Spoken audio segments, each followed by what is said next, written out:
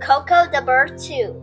Coco stopped at the ladies' pool, wishing he could sail the high sea. I guess the pirate life is not for me. Ding dong. Welcome, Peter, said his grandma. Meet Coco, my new pet bird. Cool, said Peter. He put Coco on his shoulder and said, I'm Pirate Peter.